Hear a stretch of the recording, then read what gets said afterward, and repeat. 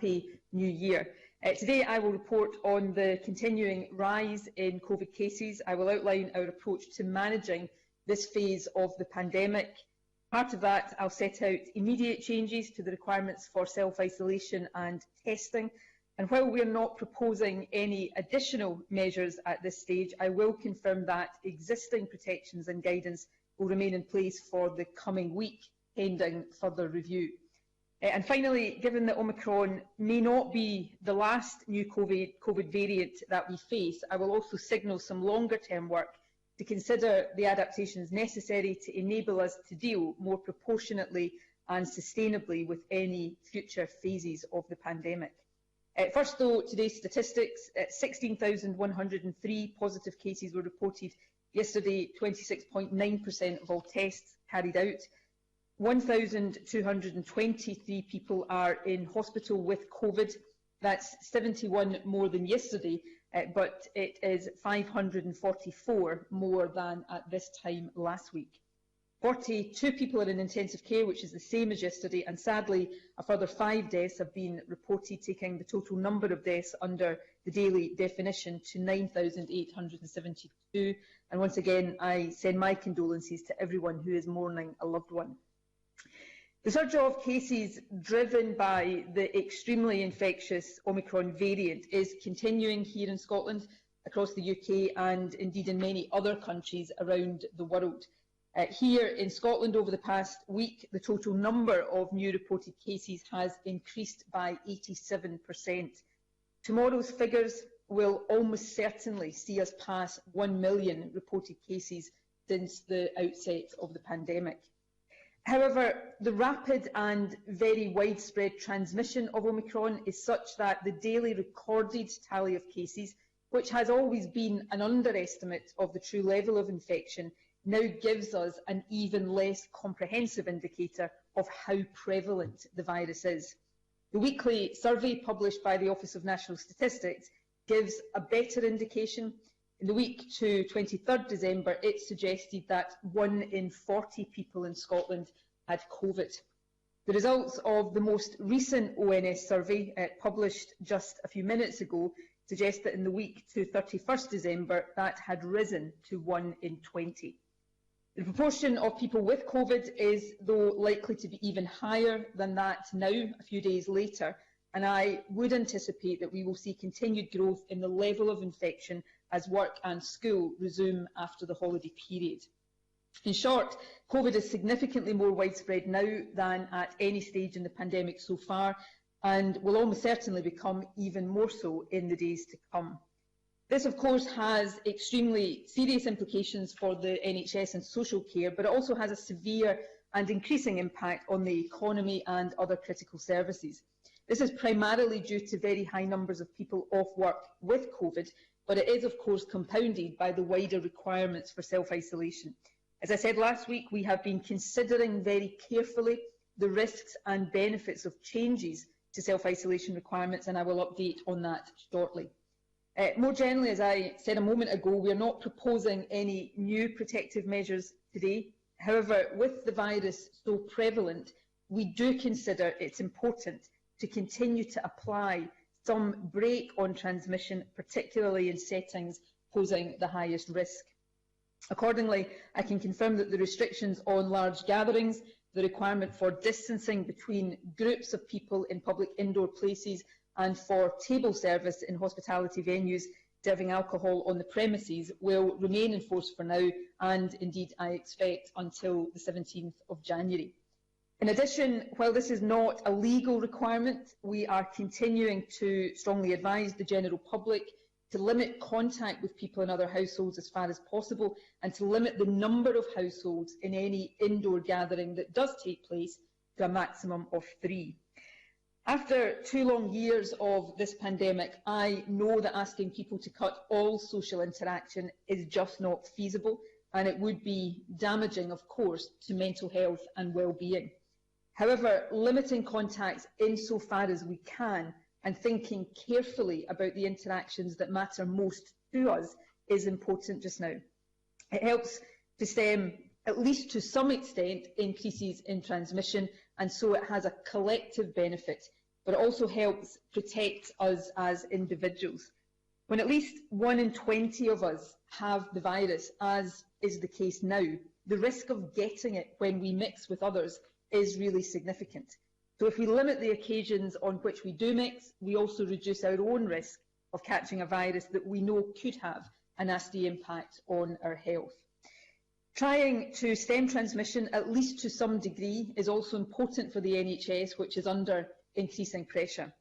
On the upside, the evidence that Omicron causes less severe illness than previous variants, at least amongst the under 60s, where the virus is most prevalent at the moment, does appear to be strengthening. Indeed, the fact that the numbers here in intensive care are so far remaining stable, while the numbers in hospital are rising quite sharply, may be indicative of this. We also know for certain that a booster jab provides strong protection against serious illness for people of all ages. However, notwithstanding the success of the booster programme and indeed the apparent lower rate of hospitalisation from Omicron, the sheer volume of people becoming infected means more people with COVID are being admitted to hospital.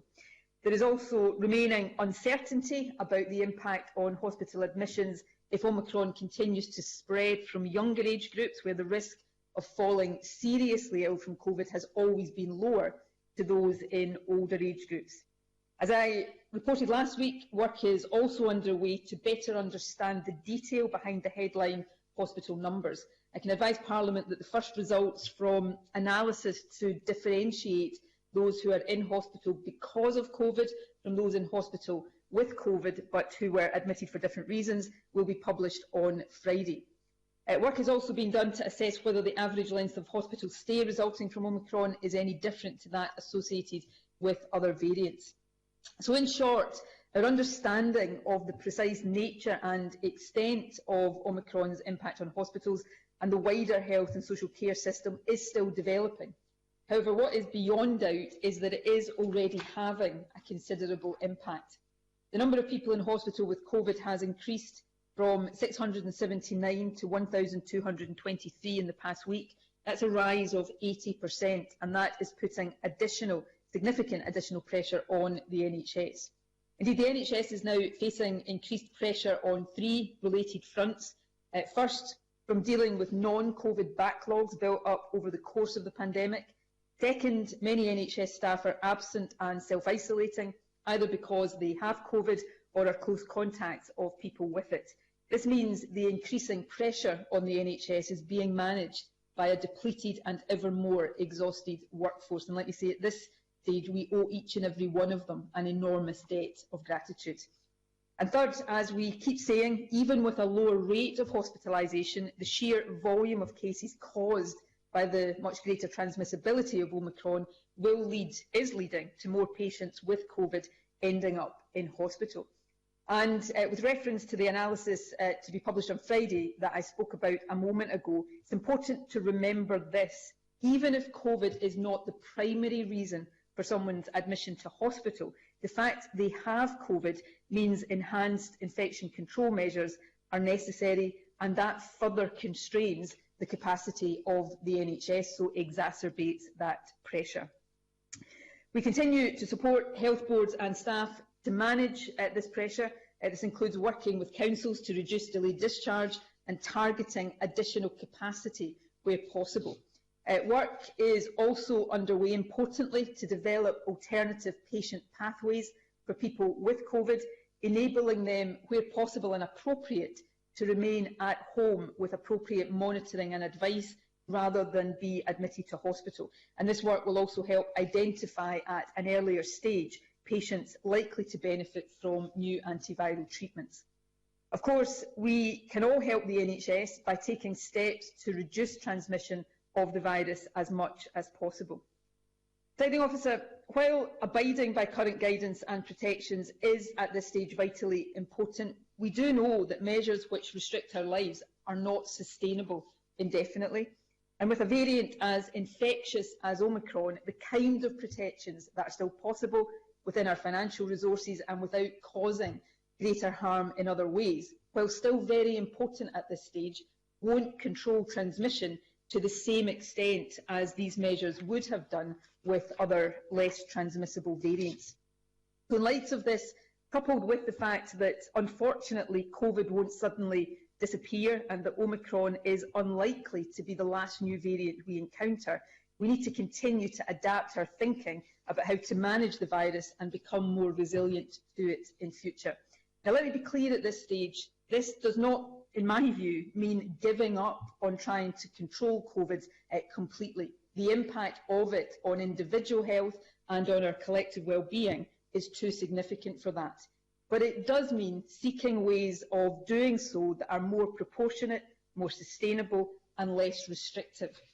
There are no easy answers here, but adapting to the ongoing challenge of COVID is inescapable. The Scottish Government is therefore currently working on and will publish over the next few weeks a revised strategic framework which will set out more fully how that process of adaptation can be managed with a view to building that greater resilience. We will seek views from across Parliament as we develop this new framework in more detail. However, the changes I am about to confirm to the requirements on self-isolation and testing are an early indication of an already adapting response. I said last week that it was important to consider carefully changes to self-isolation rules. We wanted to ensure that such changes are made only when, in the view of clinical advisors, the benefits of them outweigh the risks of them. I also want to make changes as far as possible in a coherent, not a piecemeal manner, given the importance of clear public understanding of what is required. As a result of this consideration, we are now proposing 2 changes to the self-isolation rules and 1 change to the requirement for PCR testing, and all of these changes will take effect from midnight tonight. The first change to self-isolation applies to those who test positive for COVID. While the initial advice when someone tests positive will still be to self-isolate for 10 days, there will now be an option to end isolation after 7 days, as long as you, firstly, have no fever, and secondly, you record 2 negative lateral flow tests, one no earlier than day 6 after testing positive, and another at least 24 hours after that. The second change applies to close contacts of positive cases, and this includes household contacts who are either under the age of 18 years 4 months or who are older than that and fully vaccinated. And let me be clear, by fully vaccinated, we mean first, second and booster or third doses. For close contacts in these categories, the requirement to self-isolate will end and be replaced by a requirement to take a lateral flow test every day for 7 days. Obviously, if one of these tests is positive, self-isolation will then be required. Anyone identified as a close contact who is over 18 years and 4 months and not fully vaccinated will still be asked to self-isolate for 10 days and to take a PCR test. These changes are significant and they are not completely without risk. However, at this stage of the pandemic, they do strike an appropriate balance between the continued importance of self-isolation in breaking chains of transmission and reducing the disruption self-isolation causes in the economy and other critical services. We're also proposing an important change to the advice on testing, and let me be clear again, this has been very carefully considered. Scotland, indeed the UK as a whole, has one of the most extensive PCR testing systems anywhere in the world. However, with infection levels as high as they are, we must fully utilise all available testing capacity, PCR and lateral flow, and make sure isolation and advice happens as quickly as possible. For those who have symptoms of COVID, the advice remains to book a PCR test, even if you have a positive lateral flow test. And of course, the advice to everyone is to test regularly with lateral flow devices, especially before meeting up with others.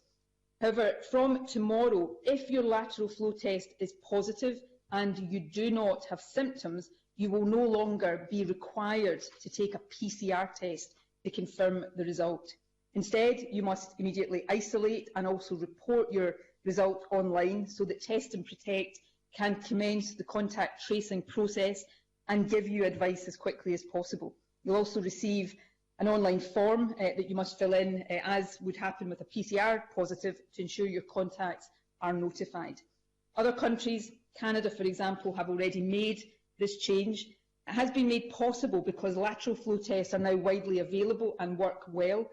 Also, and really importantly, the Test and Protect system in Scotland can start contact tracing on the strength of a reported positive lateral flow result as well as a PCR. And crucially, at times of very high levels of infection, the risk of a false positive lateral flow result is very low indeed, around just 3 in 10,000. So the safest thing to do at this stage is to treat a positive lateral flow test as confirmation of COVID, even if you have no symptoms. This allows us to maximise testing capacity and ensure a speedier start to the process of contact tracing and advice. Presiding Officer, there are a few further points I want to briefly touch on today. Firstly, the current situation continues to take its toll on everyone, of course, but it continues to take a toll on businesses. Last week I confirmed the allocation of more than 200 million of the £375 million in business support we are making available. Today I can confirm the allocation of a further £55 million. Up to £28 million will be allocated to taxi and private hire drivers and operators. £19 million will support services such as beauticians and hairdressers. £5 million will be provided for sport, and an additional £3 million for tourism.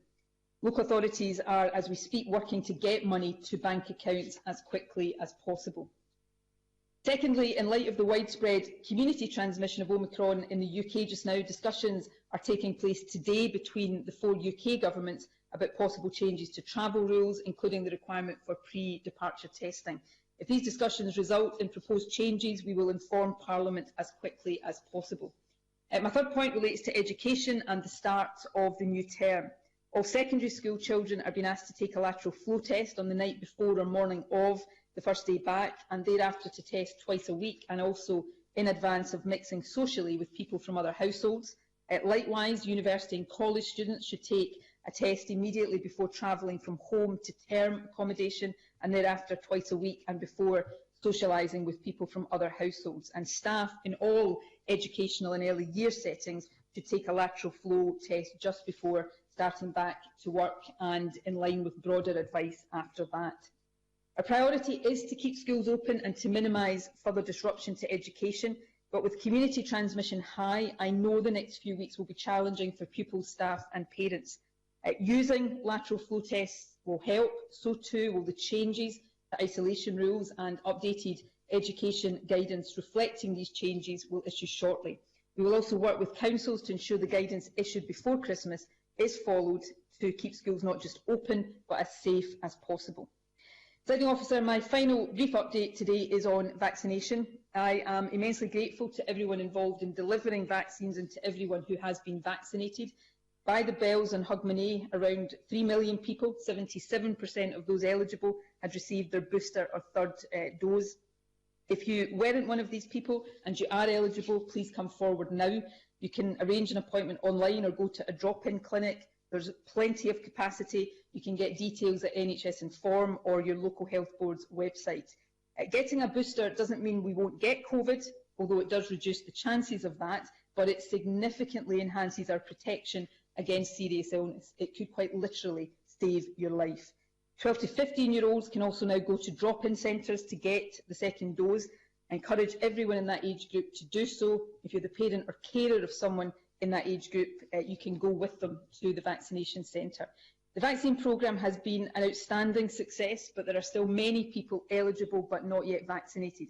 If you are one of them, then for your own sake, and indeed for the sake of all of us, please rectify that. It is not too late, and no one will judge you for not having done it before now. On the contrary, you will be welcomed with open arms.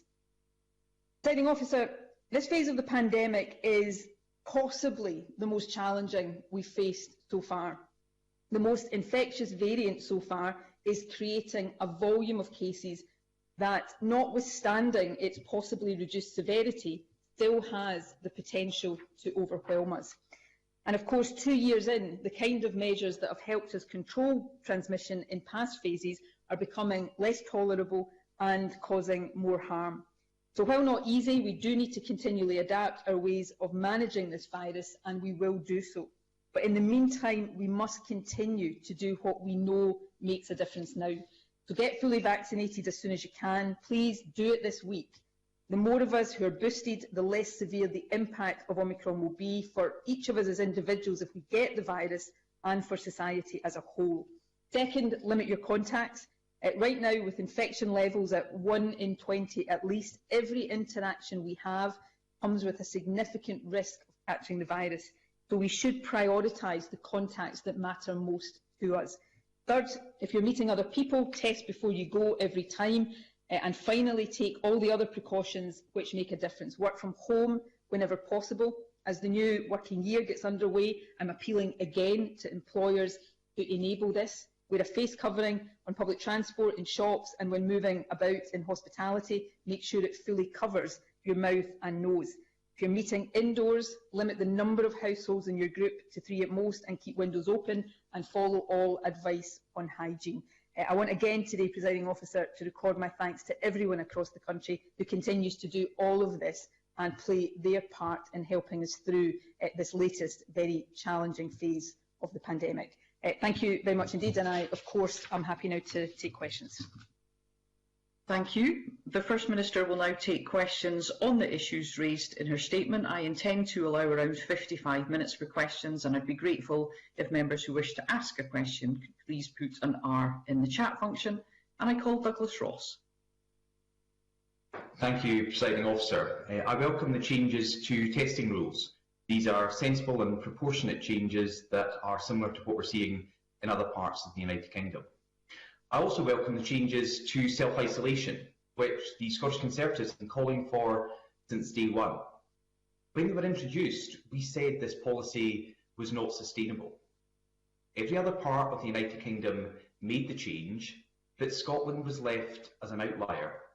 So, First Minister, why did it take so long to make this change here in Scotland? First Minister. I make no apology for considering these things very carefully. My clinical advice until now has been that it was possible that the risks of this in releasing people from self-isolation too early and therefore contributing to a greater increase in transmission outweighed the benefits. That balance of judgment has now changed, and after careful consideration, we are making this judgment today. None of these things are straightforward. I would doubt that there is any government anywhere that is making these decisions lightly. They certainly shouldn't be. And sometimes we will arrive at different judgments for good reason. I will always be accountable for and open to scrutiny on the judgments I make, but I will continue to take these judgments really carefully and with the best possible clinical advice. Even today, the changes we are announcing, although I think they are proportionate at this stage in the pandemic because they balance the benefits of isolation with the disruption that isolation caused, they are not without risk. And that is why it's really important that we communicate them properly and that people understand not just what the easing of some of these rules are, but what we are asking people to do in place of these. And that applies to the changes on self-isolation, but it also applies to the changes around confirmatory PCR testing after an asymptomatic LFD positive result.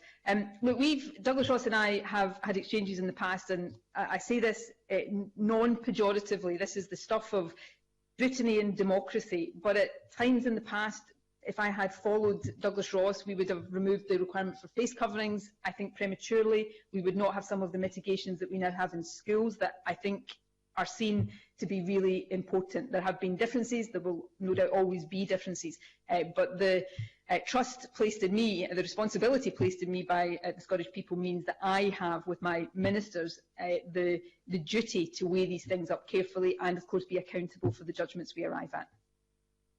Douglas Ross. The First Minister mentioned there that the reason that Scotland remained an outlier was because of the clinical advice she received. So will she publish the clinical advice from last week, which meant this crucial change wasn't made, the clinical advice she has received this week, now the change has come into force? And she also mentioned about communicating properly.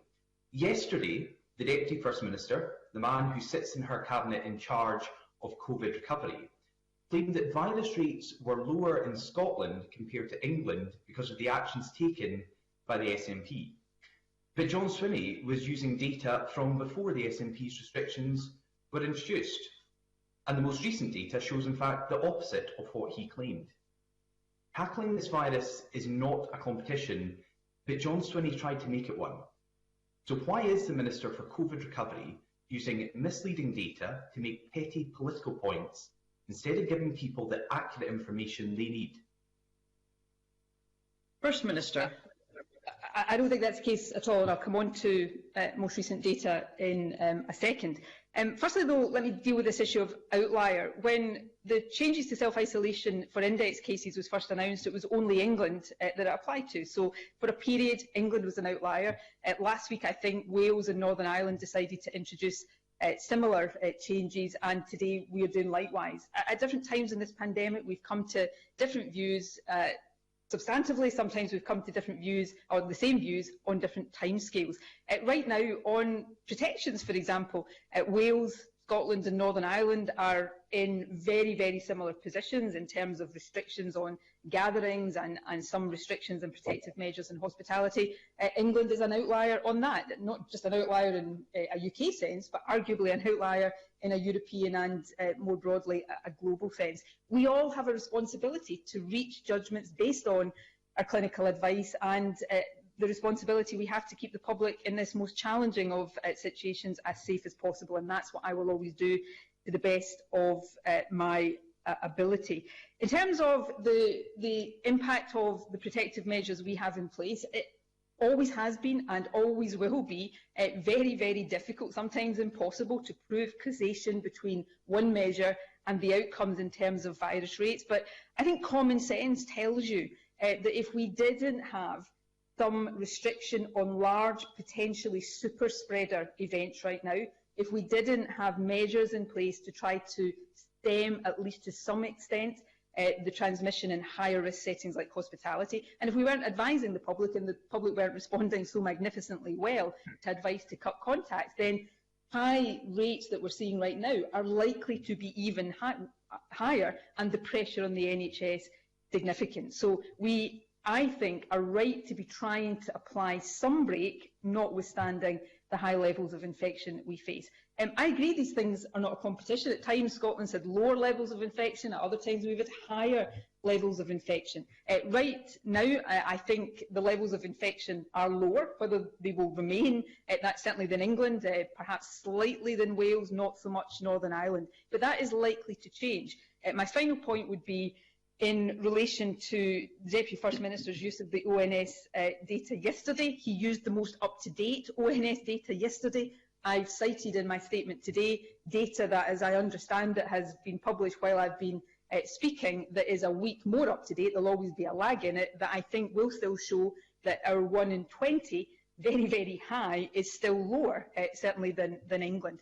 But these things are not a competition. We just all have to take the decisions and make the judgments that we think are best to try to navigate the safest possible course through that. And I will always seek to do that. I'll be held accountable and subject to scrutiny, and that's the nature of the job that I'm privileged to do. Douglas Ross. Well, I'm glad that's the nature of the job that the First Minister is privileged to do, and therefore, hopefully, on this occasion, she will answer my question on clinical advice. It has obviously changed, according to her answer, from last week, when self-isolation rules remained the same, this week when they've changed. So will she agree to publish that? Because data is crucially important. John Swinney said that data from Public Health Scotland would be published today, that the First Minister in her statement has now said that will be Friday. This is vital information on hospitalisations because of COVID and hospitalisations because people are unvaccinated. It's information that's essential for the public to know why they're being asked to put up with restrictions on their lives. It makes it difficult for anyone to judge the COVID situation properly when the First Minister has information, but the public does not. So can she confirm that Friday's update with this information will include all the facts and figures that we've been calling for and that the public need? First Minister.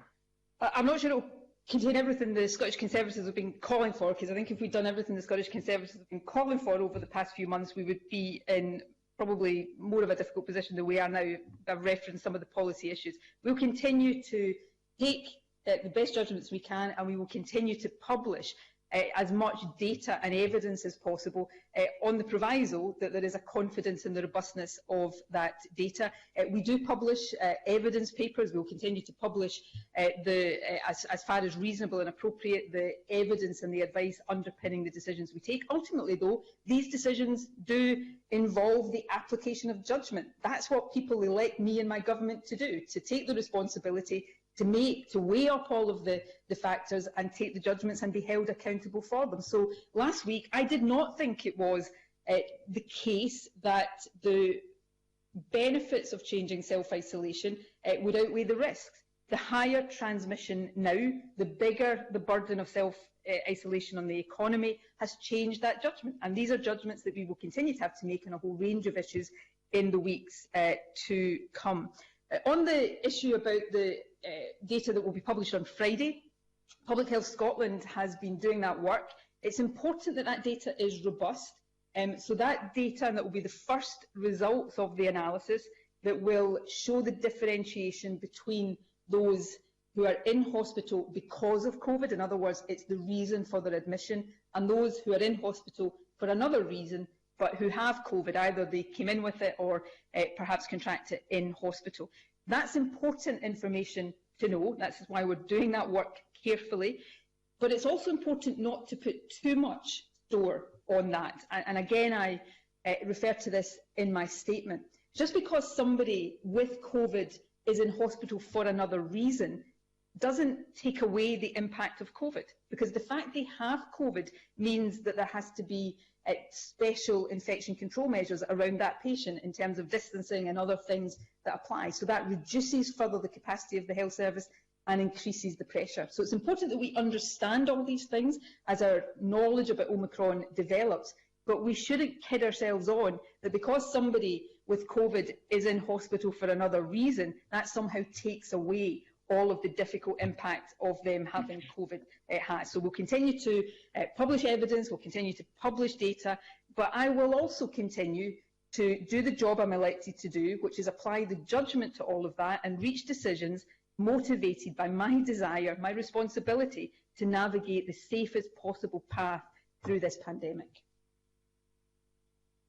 Call Anna Sarwar. Thank you, Presiding Officer. Can I start by passing my condolences to all those that have lost a loved one, and I would like to also put on record my gratitude to our vaccinators, NHS and social care staff, and all frontline workers who have continued to work and keep us safe over the Christmas and New Year period. I welcome the changes being made to the self-isolation period. There will be a relief for public services and businesses who are feeling the impact. I also welcome the broadening of financial support to businesses associated with hospitality, in particular the events, taxi and beauty industry. Issues have been raised about the speed of distribution and the impact that has on risking businesses going bust and people losing jobs. So can the First Minister commit to speedier distribution of these funds? We all agree that we must confront and challenge disinformation online. It undermines public health, but that isn't helped by the government providing unclear or partial information. There is clearly a difference between being in hospital or intensive care with COVID and being in hospital or intensive care because of COVID, especially if there is an outbreak in a hospital. So surely the First Minister is basing her decisions partly on this information. If she isn't, then why not? And if she is, then she must have seen that data and she should share it now. So can the First Minister commit to this data being made available as a matter of urgency so we can maintain public confidence in the decisions being taken and why? First Minister. On the first point, councils are responsible for distributing the money we've made available. I know how hard they are working to get that out the door and into the bank accounts of businesses as quickly as possible, and businesses, particularly in the hospitality trade, will be being contacted over the course of this week. So I know councils are doing that at speed, and that process will continue. In relation to the second part of Anna Sarwar's question there, I haven't seen the data around Omicron. Previously, data on this question was published by Public Health Scotland in relation to previous variants. I've not seen that data yet on Omicron. I've said in my initial statement the first results of that analysis will be published on Friday, which is as soon as Public Health Scotland consider it will be in a robust state to publish. But lastly, this point, which I covered in my answer, well, in my statement and also in my answer to Douglas Ross, yes, there is a difference between somebody being in hospital because of COVID and in hospital for another reason but having COVID. But we shouldn't overstate that difference, because if they are in hospital with COVID, even if the reason for their admission is something other than COVID, the fact they have COVID means that they have to have the same protective infection control measures applied as somebody in hospital for COVID. So the impact on the individual may or may not be different. If you have another condition, having COVID potentially will exacerbate and complicate that other condition, but the impact on the hospital, on the National Health Service, is not as different as people try to suggest. The bed that is occupied by somebody with COVID is occupied with infection control measures around it, whether they're in because of COVID or in with COVID. So yes, let's understand this, but for goodness sake, let's not overstate the importance of that differentiation in terms of the impact of these admissions on the National Health Service. Anna Sarwar.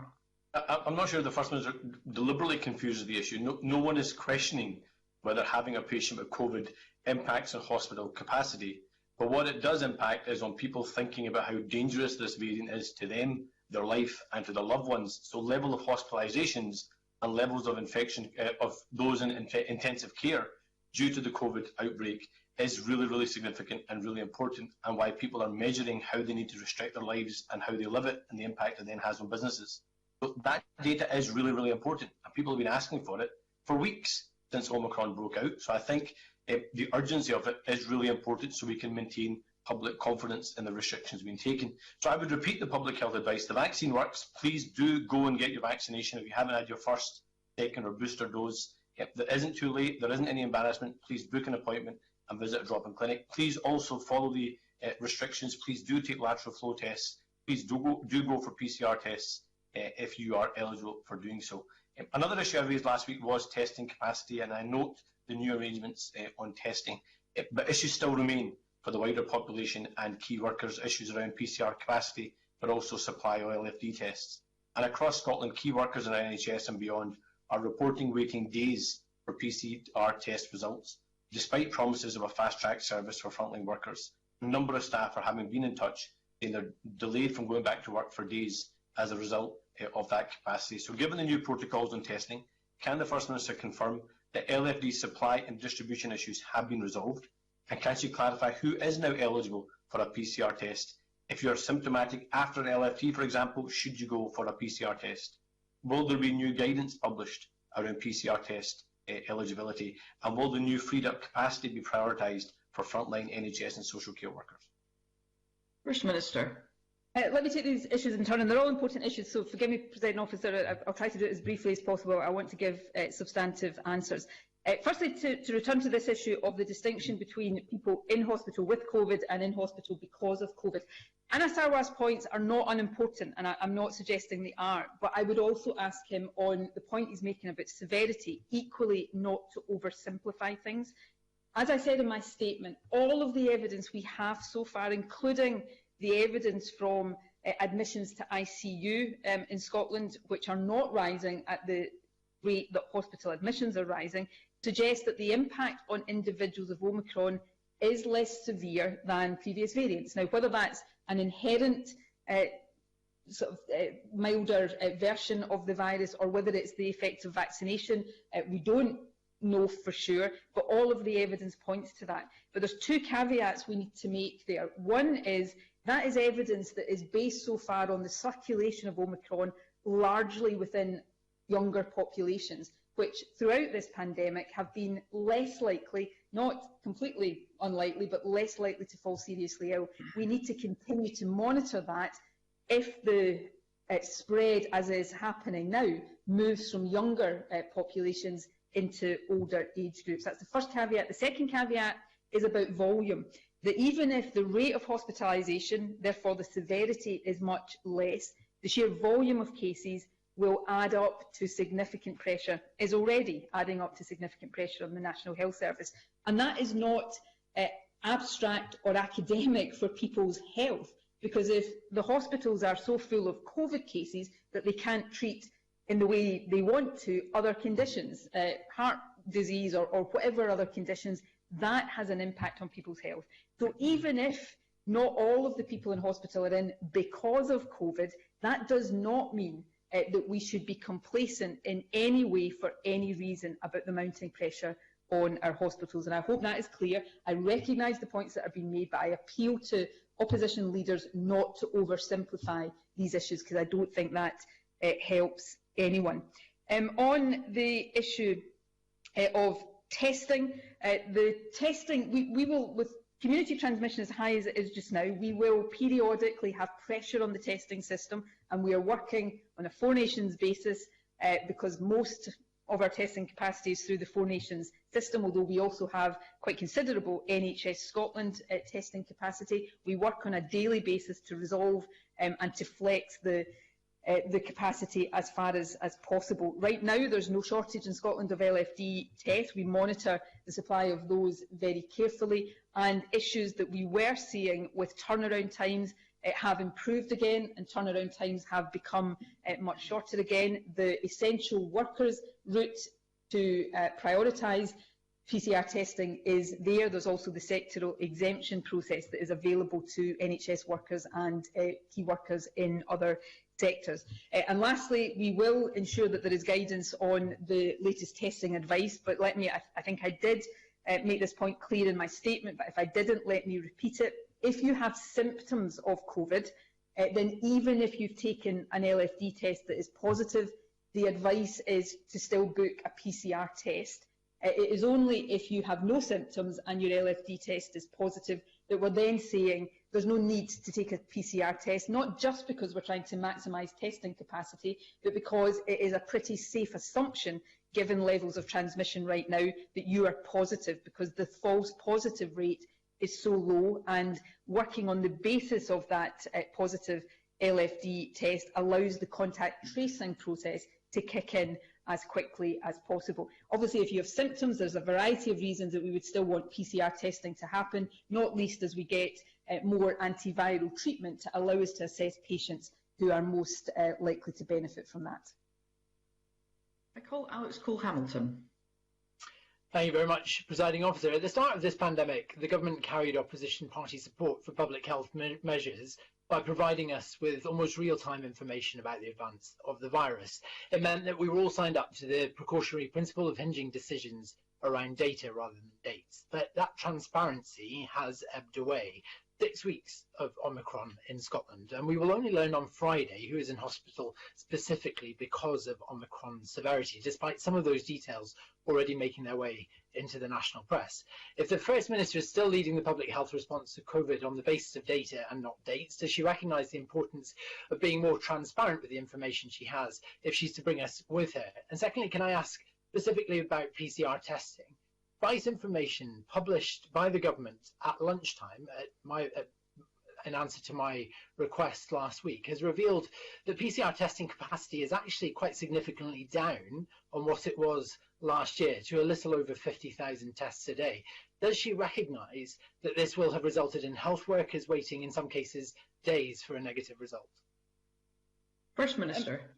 Let me take both of those questions. Firstly, the reason that I'm not sharing the data on people in hospital because of COVID versus people in hospital with COVID is not because I'm not being transparent, because I don't have that data yet, because Public Health Scotland are doing careful work to make sure that that data, when it is published, is robust and reliable. They published data on that question previously with the past variants of the virus, and they're doing that work again. So it's not trying to hide that data.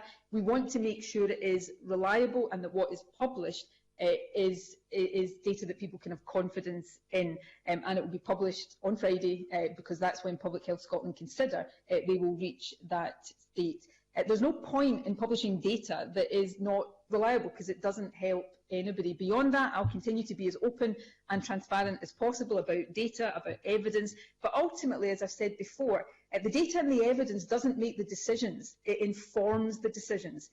The decisions have to be taken by those of us who are elected to carry that responsibility, and that does involve the application of judgment. And that is what I'm elected to do, and it's what I am held accountable for. But we'll be as open and transparent as we have been all along about the data and the evidence underpinning that, but I make no apology for wanting that data to be as robust as it can possibly be. On the issue of testing capacity, I don't accept that categorisation.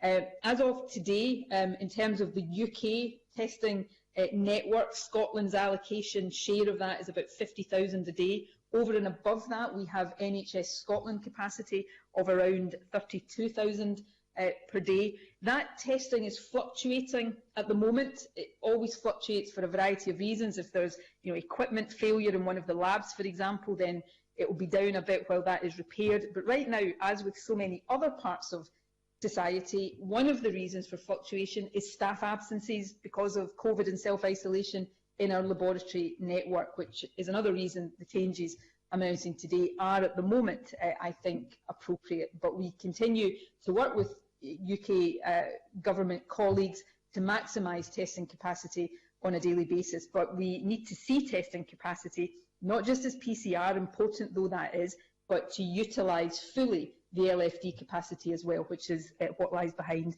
the testing change that I've announced today.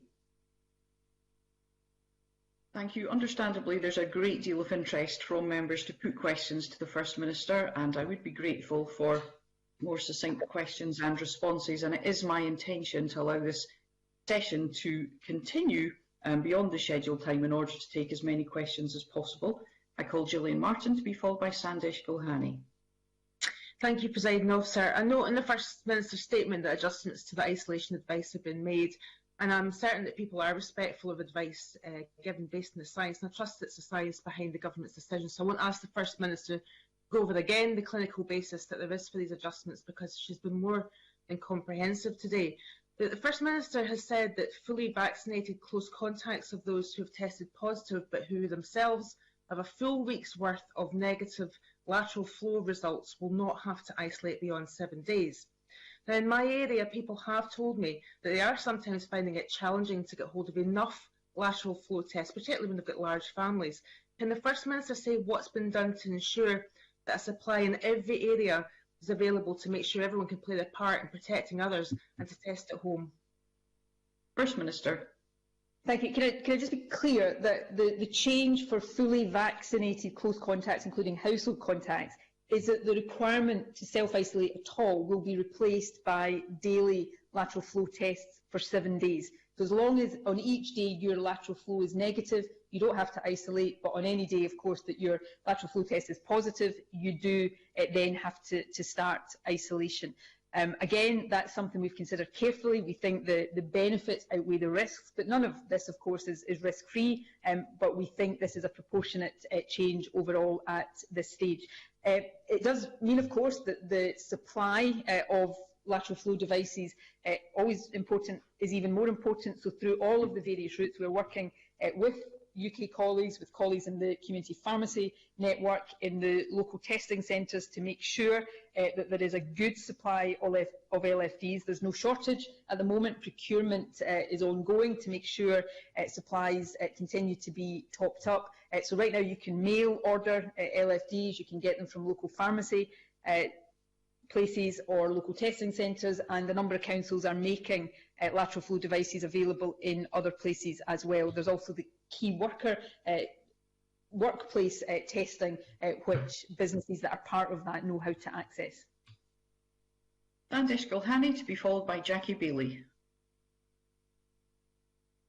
Thank you. First Minister, the Scottish people are struggling under the restrictions that are in place, some of which have been in place for a long time. But we all appreciate that COVID necessitates some restrictions. But what information does the Scottish Government base its decisions upon? We simply don't know. And so to help the people better understand, and in terms of transparency, will you commit to publish weekly, ahead of the announcement, all the data the Cabinet bases its decisions upon? First Minister. We've published acres of data and evidence. We will continue to do that. But I come back to the point, the data and the evidence doesn't make the decisions, they inform the decisions. Look, I would hazard a guess that the member, who I know is a clinician himself, is in a minority of clinicians right now who don't think, or who think that no protective measures are required. Indeed, Scotland, Wales, Northern Ireland, many countries across Europe and the world are all in a similar place in some proportionate but necessary protections to try to stem, even to some extent, the rise in cases. And what is the rationale behind that? We know, particularly with Omicron, given its greater transmissibility and infectiousness, that large-scale events have the potential to quickly become super-spreading events, which is why we have, regrettably, put a temporary restriction on large events. We know that the kind of environments in hospitality where people come together, often poorly ventilated, with alcohol, lowering inhibitions, also raises risk of transmission, particularly with a greater transmissible variant. So that's the rationale for the particular targeted measures we have in place. We know from evidence that face coverings help, perhaps more than many other measures, reduce transmission. So actually, and I would expect somebody clinically qualified probably to understand this better than most, that all of these targeted measures that are in place right now are in place in many, many other countries, and all of them flow from our understanding of how a virus spreads, and in particular, given its greater transmissibility, the risks that the spread of Omicron presents. Jackie Bailey, to be followed by Jim Fairley. Contrary to what the First Minister said earlier, the Deputy First Minister did cite ONS data to justify his argument about how much better we're doing in Scotland because of restrictions here. The data he used covered the period up to the 23rd of December. That, of course, was before restrictions were introduced, when the rules were largely the same in Scotland and in England. Analysis by the Financial Times showed that the 7-day rolling average of cases up to the 3rd of January has Scotland with a higher percentage case numbers than England. ONS figures published today show largely the same level of infections in Scotland and England, other than in London. So I absolutely agree with the First Minister that this is not a competition, but would she agree with me that it is essential that ministers do not spin statistics and create misinformation, which would weaken public confidence? First Minister. I don't think anybody's seeking to do that. It's not a competition, but since I've been asked these things, let me again. The Deputy First Minister cited ONS statistics yesterday. I didn't say he didn't. What I said was that he cited the most up-to-date ONS statistics, which until 2 o'clock today were the ones he cited yesterday. We have further data today that I've already cited, so I won't go into detail again. I would urge significant caution about the rolling average, 7-day rolling average of cases up to the 3rd of January in any part of the UK, because of the disruption to reporting over the Christmas and then the New Year holiday period, and the different pattern of testing we know is there when there is a holiday period. So I think I would treat those figures with significant caution. And also, as I've said, we know that the daily reported cases are a significant underestimate in all countries of the true prevalence of the virus.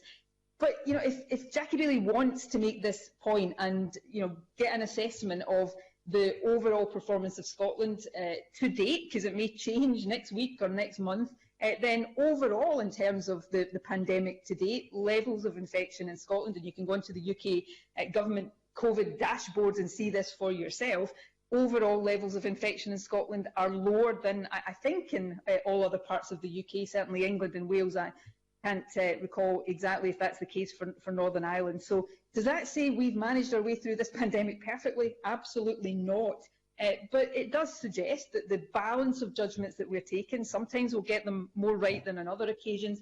The balance of judgment have led us to that position. But I'm not complacent about this. We face ahead of us a really difficult period, and that's why my responsibility is just to take the decisions based on data and evidence, but applying my judgment, which is my job, the decisions that I think are likely to get us through this as safely as possible. And if they accord with decisions elsewhere in the UK, all good and well, but if they don't, then that will be for good reason that it is then my responsibility to set out for people and to allow people to decide. Before I move on to take Jim Fairley, I have a point of order from Sandesh Gulhani. Mr. Gulhani. Thank you, Presiding Officer. I seek your clarification as to the fact that the First Minister completely misrepresented my position. At no point have I ever been against all restrictions. At no point have I ever been doing the things that I have been accused of, and that was absolutely not my question. Okay, thank you, Dr. Gulhani. That is not a point of order, but your comment has obviously been recorded. I now move on to take Jim Fairley, who will be followed by Oliver Mundell. Thank you, Presiding Officer, and a very happy new year to yourself. And while the support for the hospitality sector is very welcome, can the First Minister outline how it will be targeted, and will there be a particular attention paid to locally owned and family-run businesses as opposed to multinational chains? First Minister. It's important that the support is targeted. I covered some of this last week, that there is a generic element to our hospitality support, but we're also looking at how we target other sectors in a more tailored way. Overall, we're providing, I think, £113 million to support hospitality and leisure sectors impacted by the latest public health measures.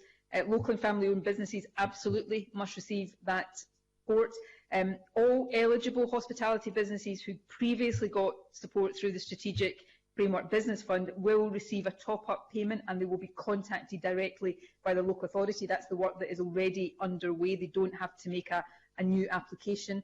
So hospitality premises with a rateable value of up to and including £51,000 will receive a grant of £4,500, and those with a rateable value of £51,001 or above will receive a grant of £6,800. Call Oliver Mundell to be followed by Claire Adamson. Thank you, Presiding Officer. Last year saw education attainment figures, which even in the context of the pandemic, make a mockery of Nicola Sturgeon's promise that education would be her top priority. We simply cannot afford any more unavoidable disruption to learning. But can the First Minister tell us how many additional non-classroom committed teachers can be called upon to cover lessons? What other additional resources are being made available to keep our schools open?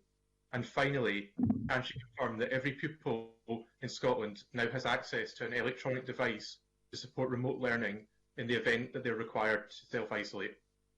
First Minister. I think possibly Oliver Mundell meant to ask me that we would ensure no disruption due to avoidable reasons, not unavoidable reasons. I don't want to see any further disruption to children's education because of the impact on attainment, not just in Scotland, but as any reasonable person knows, in all parts of the UK and indeed in countries across the world. That's why we are determined to keep schools open. We have already provided additional resources, so there are additional teachers already in our schools with plans to recruit more teachers. As a result of that resource, we have done what we have said we would do in terms of electronic devices to pupils, starting of course with those in the most deprived circumstances. In terms of the situation more widely, as I'm sure Oliver Mundell is aware, guidance was issued just before Christmas to schools, basically looking at some of the things schools could do to make the environments as safe as possible. For example, how to minimise contacts through groupings where practicable indoors, tightening restrictions on school visitors, updated advice on ventilation and CO2 monitoring, updated advice on asymptomatic testing. But in relation to staffing, and I'm sure Oliver Mundell is aware of this, the Scottish Negotiating Committee for Teachers has previously agreed a number of contingencies for flexible staff resourcing to maintain continuity in education. So, for example, the ability, if necessary, to combine classes and stages, increase class contact time, or relocate staff temporarily. So those arrangements are already in place. And of course, our funding for additional teachers is already resulting in more than 2,000 more teachers in our schools than was the case before the start of the pandemic. And of course, right now, the ratio of pupil to teachers is at its lowest level, partly because of that additional recruitment since 2009. Claire Adamson, to be followed by Gillian Mackay. Thank you, Presiding Officer. First Minister, you have already alluded to the huge challenges faced by countries across the globe from Omicron. In December, Jean Castex described Omicron as spreading at lightning speed as he introduced restrictions on citizens out with the EU from travelling to or through France. Post-Brexit, of course, the UK is a third country in EU terms. What are the implications of this for Scotland, particularly for our exporters? First Minister. Well, I mean, it's an important issue to raise. It is, of course, for individual countries to determine what requirements travellers need to meet for entry into their territory. So it's for the French authorities to decide whether or not whether to and when to follow the example of, for example, Germany and reopen access to UK nationals. But there's no doubt that post-Brexit arrangements have been a factor in the temporary French decision to prevent UK nationals transiting France to homes or destinations elsewhere in the EU. That is one of the many, many damaging consequences of no longer being a member of the EU, and is one of a long, long list of reasons why I regret that decision, and I think many people across Scotland regret it too. Gillian Mackay, to be followed by Willie Coffey. Thank you, Presiding Officer. 11 local authorities returned to school today, and school staff, pupils and parents are understandably anxious about what effect the Omicron surge will have. Many teachers will be opening windows to ensure adequate ventilation, but with temperatures close to freezing, this creates other problems. Will the First Minister consider deploying some of the money currently allocated to economic support to instead assist local councils to purchase air filtration units for classrooms which require them? First Minister. Of course, we'll continue to consider all suggestions like that. We have a separate fund available to help businesses with ventilation, so we will certainly look at the scope and the eligibility for that. We have already, as Gillian Mackay knows, provided councils with additional funding to do CO2 monitoring. Councils should already be acting on the outcomes of that to make improvements to ventilation, including air filtration systems where that is necessary. But we understand the impact on councils, and therefore will continue to talk to them about what further support we can provide. I think the other thing I would want to acknowledge is how anxious a time this is for young people going back to school, but also teachers and other staff in schools, and for parents. This is not the position any of us wanted to be in. I think for reasons we all understand, keeping young people in school with as normal a school experience as possible is really, really important. But that requires steps and mitigations to be taken to keep schools safe, or as safe as possible in the situation that we face right now. It also makes it important that those in the 12 to 15 age groups eligible for second dose of vaccination come forward to take that up, and of course we'll continue to pay close attention to future advice from the JCVI on extending vaccination to other groups of young people. Willie Coffey, to be followed by Donald Cameron. Thank you. The First Minister will be aware that in every constituency there are a high number of businesses like the salons and barber shops and so on who are experiencing a lack of footfall due to the necessary precautions, and many have significant staff absences too.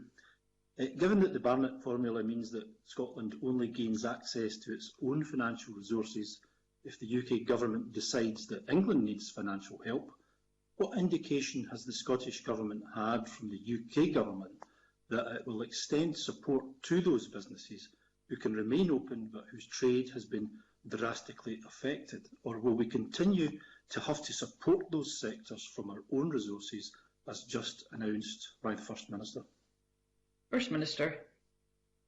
We've no further indication further to what was announced by the Chancellor before Christmas of any additional support being in the pipeline from the UK Government to businesses either in England or that would then flow to businesses elsewhere in the UK. And my views on the constraints of the funding arrangements generally, but in particular in the situation we face right now, are well known, and Willie Coffey has articulated them again.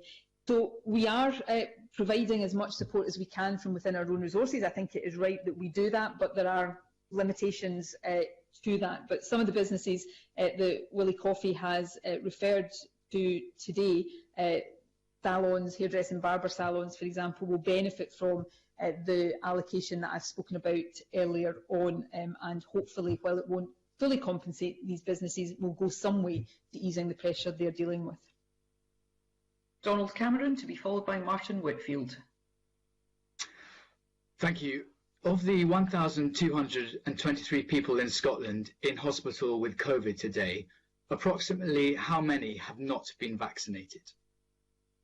First Minister.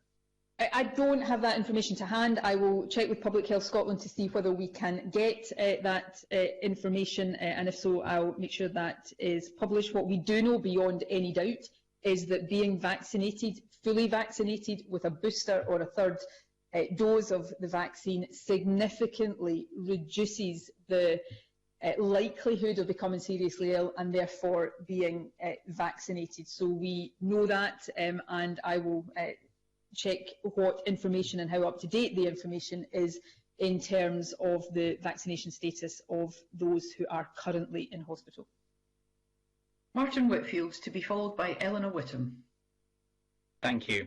The First Minister's call for increased testing in schools is the exact same approach that the government has said at each stage, yet the result has been a steady testing rate at schools of pupils of below 5%.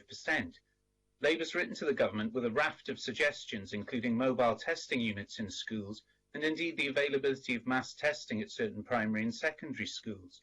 So when will this government have created a culture of testing in our schools that is needed to understand the spread of the virus and also to help our schools stay open and safe? First Minister.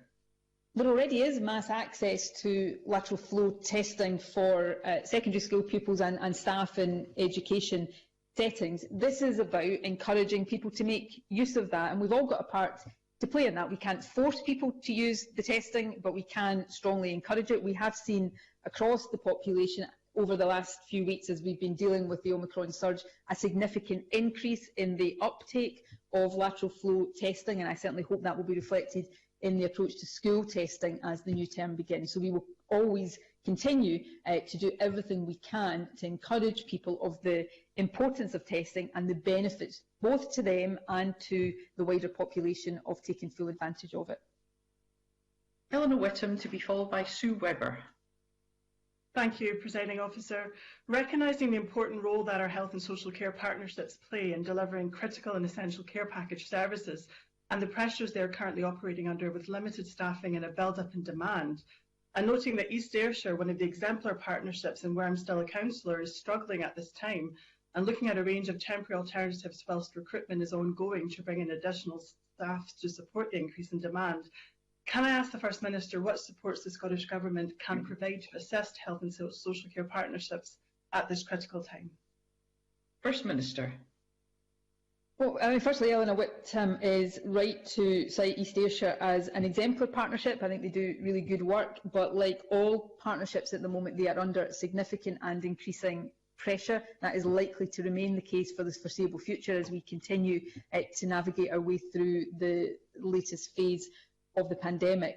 We've already allocated significant funding to all health and social care partnerships to support them through winter. So that includes, for example, £40 million for interim care for people leaving hospital, £20 million to enhance multidisciplinary working, and a further £15 million to recruit additional health support workers. And that's on top of, I think, over £60 million to enhance care at home capacity and funding to increase the hourly rate of pay to make these jobs more attractive. So we continue to work really closely with councils and with health and care partnerships to try to navigate our way collectively through this. But this is not easy and is not going to be easy in the weeks to come for the NHS or for social care, which brings me back to my central point. Difficult though it is, if we can all follow the guidance and follow and abide by the protections in place right now, we will help to some extent to stem transmission and to ease that pressure, even if just a bit. Sue Webber, to be followed by Neil Gray. Thank you, Presiding Officer. Will the First Minister apologise to my colleague, Dr. Sandesh Gohani, for the blatant misrepresentation of his position? First Minister. I don't think I've got any need to do that. I didn't intend to misrepresent anybody. I don't intend to misrepresent anybody. But Dr. Sandesh was, as I heard it, suggesting that the restrictions and protective measures were in place, as he put it, for some time, lacked evidence. And I was saying, and I said, and I will say again, I thought particularly for somebody who's clinically qualified, the reasons for these targeted interventions was obvious, and so obvious that many other countries, all other countries apart from England and the UK, and many other countries across the world were implementing very similar measures. I heard what he said to me as indicative of him not agreeing with these protective measures. If that's not what he intended to say, then I accept that, and his position is as he's put on the record. But I do repeat that he, of all people, presumably understands the rationale and the evidence base for the targeted measures that are in place in Scotland. I call Neil Gray to be followed by Pam Duncan-Glancy. Thank you, Presiding Officer, and Happy New Year. As children return to nursery and other childcare settings this week, including my 2-year-old daughters, can the First Minister advise what support is currently being made available to private nurseries, which, like other sectors, are struggling with staffing related to COVID? And can she also advise what the current guidance is for testing under 5s, as some childcare settings appear to be requesting proof of negative PCR tests for attendance? First Minister. Well, we'll continue to do all we can to support education settings, including early years settings that are experiencing reduced staffing levels right now, because we know this is a really difficult and stressful time. The changes to self-isolation that I've announced today will help with that, and will help the early years and childcare sector, as well as other sectors, and it will mean that the sectoral exemption process that came into effect before Christmas is no longer required. In relation to the second part of the question, children, just to be clear about this, children under 5 years old are required to get a test where they have COVID symptoms. Children under 5 years who are identified as close contacts, though, are encouraged but not required to be tested. So I hope that distinction is clear. Pam Duncan-Glancy to be followed by Siobhan Brown. Thank you, Presiding Officer, and a Happy New Year. Unpaid carers are absolutely broken. Many haven't had a break for nearly 2 years, and now health boards are asking them to step in even more to help with delayed discharge. What new action will the government take to support unpaid carers? And considering they still have a key role in the response, will the government guarantee that the carers allowance supplement will be doubled again this year? First Minister. Look, we'll continue to do everything we can to support unpaid carers through the carers allowance supplement. Scotland's the only part of the UK that has a carers allowance supplement, and I am personally very committed to maximising that. We have doubled it over the course of the pandemic, and we'll continue to maximise the support through that. Unpaid carers, everybody is struggling with the impact of this pandemic, but there is no doubt that some of the most difficult toll is being felt by unpaid carers who already have a really difficult set of challenges to deal with on a daily basis, as well as the additional financial support. Some of the changes I've announced today, reducing the pressure on the formal social care service, I hope will help with that, and reducing the pressure overall on the NHS will help avoid, I hope, some of the additional pressure that otherwise will be put on unpaid carers. This is one of the most, in a whole series of difficult and concerning aspects of what we're dealing with right now, this is one of the most difficult and concerning. I can't magic away the impact of this virus, but all that we are doing is about trying to reduce these burdens as much as possible, and we'll continue to make sure that unpaid carers don't get ignored, absolutely don't get ignored in that wider consideration. Siobhan Brown to be followed by Jamie Halcrow-Johnston. Thank you, Presiding Officer. I've recently been contacted by a constituent who's concerned about the social care that his mother receives. Due to COVID and all the staff absences, services have been cut, so time slots for care can no longer be given. With the new Omicron variant and the increased staff absences crippling many sectors, including the NHS, rail, bus and ferry services, can I ask what engagement the Scottish Government has had with local authorities to combat absences across the care sector due to COVID?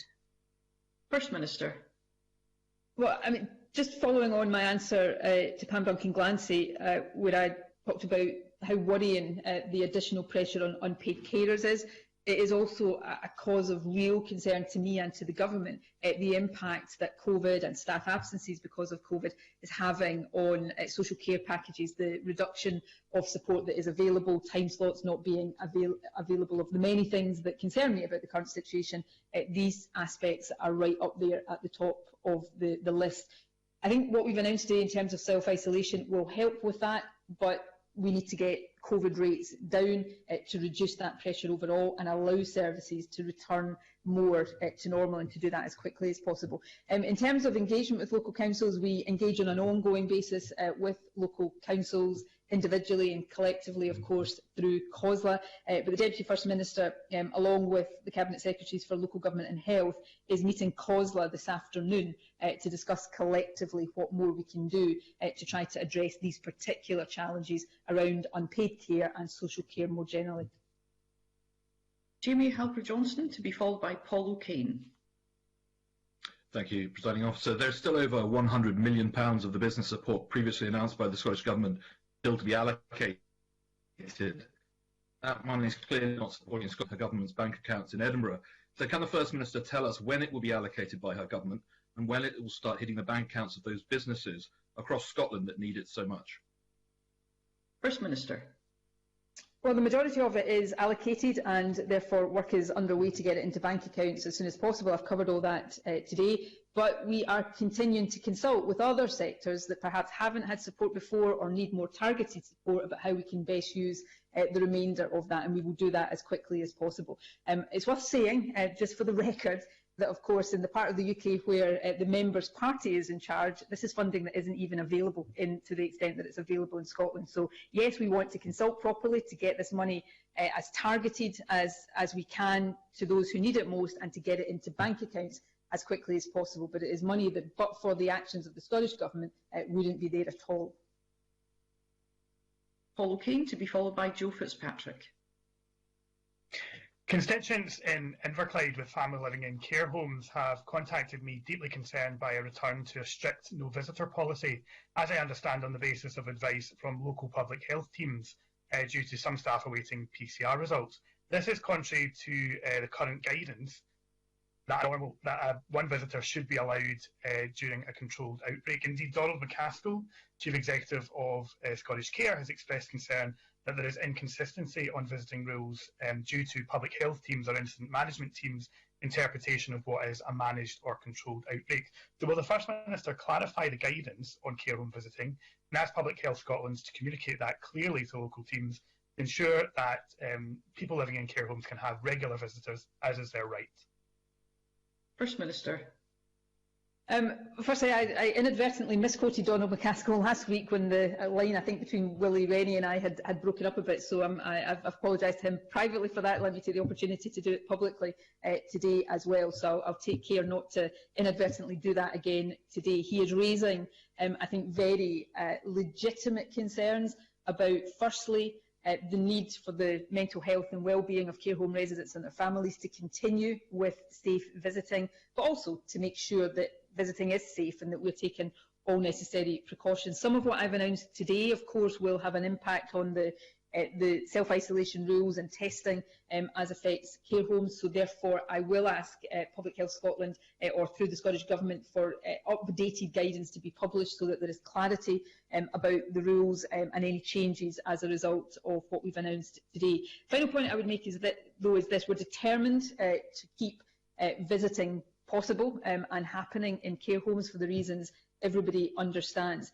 But we must make sure that we are taking appropriate precautions in care homes. We are seeing an increasing number of outbreaks in care homes at the moment, reflective, of course, of the increased community transmission. So therefore, appropriate precautions are necessary to make sure we're keeping people in care homes as safe as possible. Joe Fitzpatrick, to be followed by Tess White. Thank you, Presiding Officer. The requirement to limit attendance at indoor spectator sports to 200 is significantly impacting revenue from ticket sales for sports such as ice hockey, netball and basketball, including the Dundee Stars, a professional ice hockey club in my constituency. Can the First Minister provide any further details, particularly in relation to timescales, on how the £5 million she announced today will support such professional sports clubs? First Minister.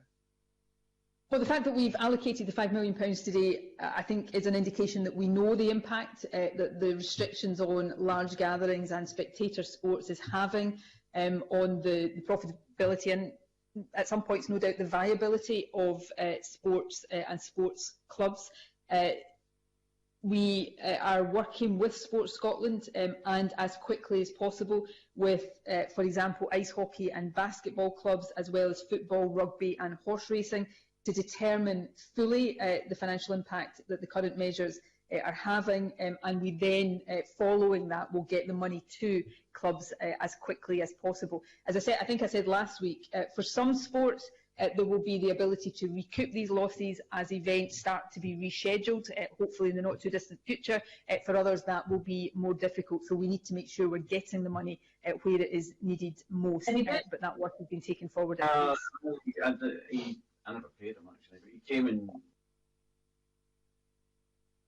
Sorry, I think there's some interruption there, First Minister. Are we content to move on to the next question? I believe that we are, and I will call Tess White to be followed by Michelle Thompson. Thank you, Presiding Officer. First Minister, three things you said earlier resonated: publishing evidence, application of judgment. So of the £168 million announced by the Scottish Government on the 29th of December in relation to business support, are you able to say, please, how much has been allocated to North East businesses, and when will it actually get to those who really need it in order to survive? Thank you. First Minister. Well, as I've said, I think on several occasions now, local authorities are, as we speak, doing that work. So over the course of this week, I think, and I'll be corrected if I'm getting this figure wrong, but from memory, I think around 14,000 hospitality businesses will be contacted so that these grants can be paid without the need for further applications. In due course, of course, we'll be able to break down the allocation of this money by different area, and the answer to the question that has been asked there will be available. So this is happening really quickly. Councils are working really hard on this, and that is, I think, what everybody would expect. But I'll make the point I made a moment ago. It's really important we get this money out to businesses. But this is money that is not available elsewhere in the UK, because the Scottish Government, unlike the UK Government, has decided to dig into our own funding to make really difficult decisions to provide this support. And therefore, while, yes, it takes time for the administrative processes to get this money into bank accounts, if you're a business in other parts of the UK, this is money that will never get to your bank accounts because it's money that is not available. Call Michelle Thompson to be followed by Maurice Golden. Thank you. Successive waves of COVID variants have presented different challenges, and we've covered many of them today. Further variants may well arise, and I note that the Scottish Government now plans to publish a strategic framework in the next few weeks. Can the First Minister give any further detail as to what may be contained in this framework, and what research and preparations beyond the immediate priorities are being put in place now? First Minister. It's a good question. It's probably one of the most important issues we'll grapple with over the next few weeks. I mean, in light of what we've experienced so far with different variants, we've taken steps to better understand and detect these things earlier. So the investments we've made around wastewater sampling, for example, and genomic sequencing, these are really important resilience steps so that we are better equipped and prepared, hopefully, to pick up new variants more quickly and try to contain and suppress them.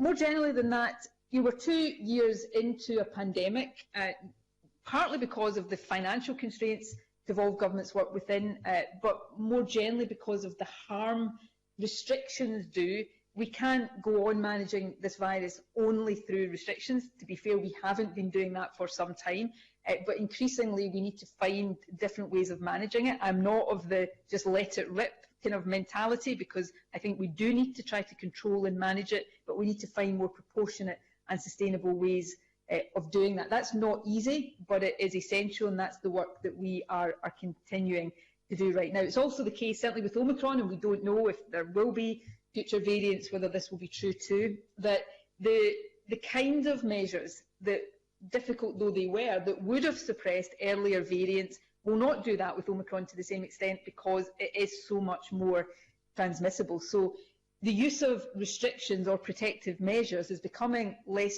tolerable, it's becoming less affordable, it's doing more harm, but with Omicron also perhaps less effective because of the greater transmissibility.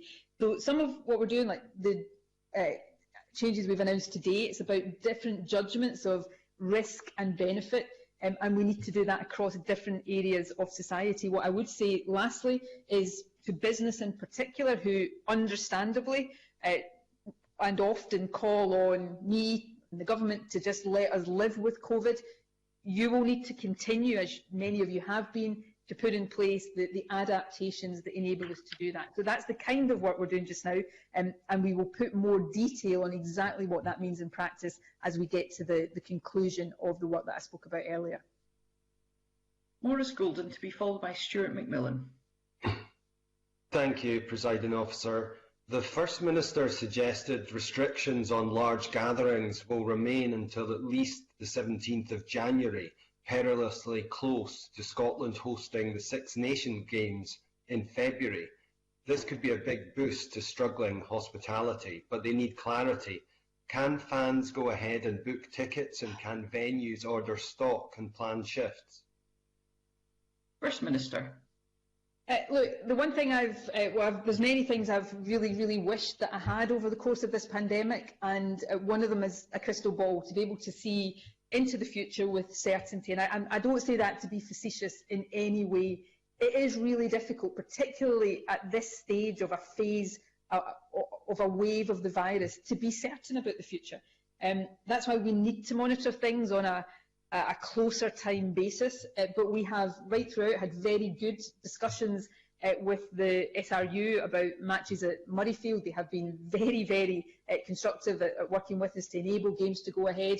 I know how important clarity is for those who cater for big sporting events and not least matches at Murrayfield. So that's very much in our mind as we take decisions. I hope very much we won't have to go beyond the 17th of January with these restrictions. All of us, including myself, want to be able to cheer Scotland on at Murrayfield in the Six Nations. But I don't do anybody any good if I try to give certainty ahead of our ability to do that. But we will continue to use the data, use the evidence, and reach the judgments that get that clarity and certainty as quickly as possible. And I certainly do very firmly hope that these matches will go ahead, and will go ahead to crowds of supporters. Stuart McMillan, to be followed by Craig Hoy.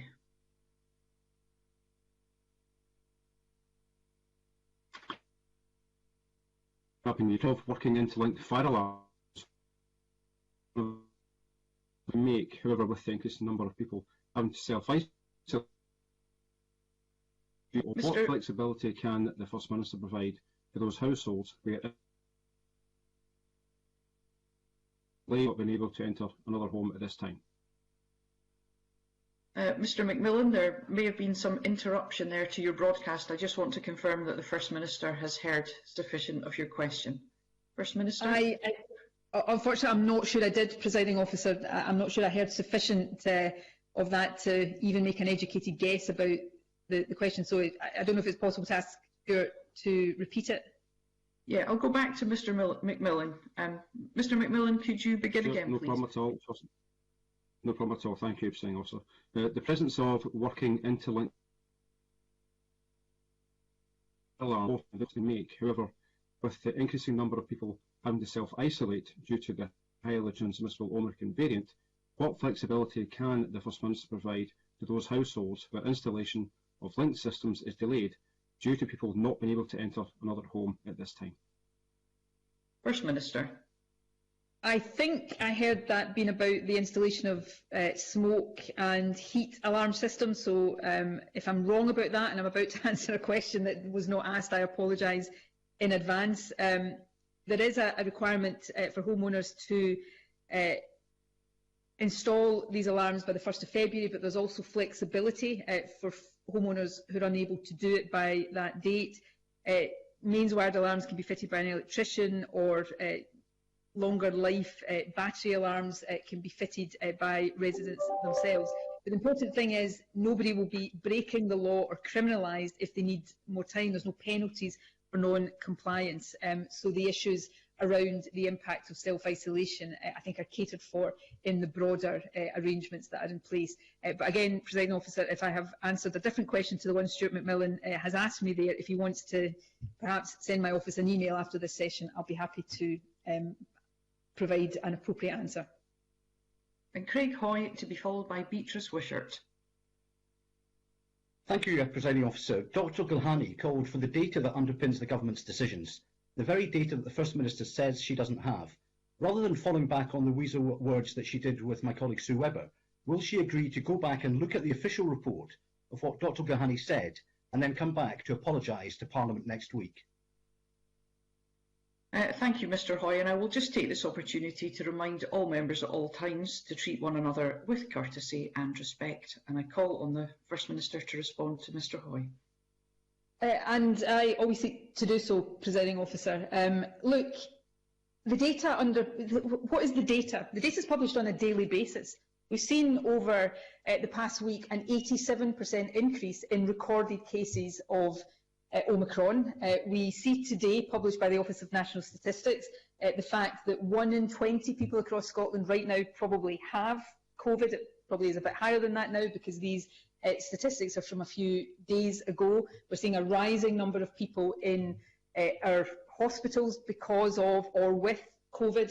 And therefore, that's the data that informs the decisions. We also have developing data, which doesn't need the Scottish Government to publish it because it's published by people globally about the increased transmissibility of Omicron. That data is there and it's available to not just members of this Parliament, but to anybody across the country. And what we do is take that data and the evidence of the impact of Omicron and we apply our judgment to what measures will help us stem transmission. And as I've said, the increased transmissibility mean that involves, regrettably, restricting large, potentially super spreader events and trying to contain transmission in settings that we know have a higher risk because of low ventilation or the kind of behaviours that happen in those settings. So I'm not sure what evidence and data of this is missing. We continue to publish evidence, and the fact that many other countries are doing similar or the same as us suggests that it's not just the Scottish Government that thinks this evidence justifies those actions. Now, lastly, because I do take this seriously, these are important issues. We agonise over these decisions. I spend most waking hours and thinking, as is my job, about the right balance of judgment to apply here. And I don't try to misrepresent people, but I would also ask people to go back and listen to the member's question, and my impression from that question was that he was not in support of the measures that were in place. Now, that's legitimate, and I answered the question on that basis. If that was not the impression he was intending to give, then I accept that, and I hope he will accept in turn that I was not seeking to misrepresent him. I think we've all got more important things, frankly, to deal with right now because of the really significant challenge that the country is facing. And Beatrice Wishart. Thank you, Presiding Officer. Some people currently living with long COVID, and some with COVID got nearly 2 years before widespread testing, have no proof of a past PCR test and consequently had difficulty accessing the treatment and support they need. Given the change announced today regarding no requirement for a PCR test where a lateral flow test is positive with no symptoms, can the First Minister provide assurance that those who may go on to develop long COVID in the future and have not had a PCR test to confirm will not have similar delayed treatment experiences like the first waivers? First Minister. Yes, I can give that assurance in summary terms. I'm happy to ask the Health Secretary to write to the member to set out that assurance in more detail. Of course, and this question also gives me the opportunity to reiterate an important point here. When you do an LFD, a lateral flow test, whether it's positive or negative, you should record that result through the website that allows that to happen.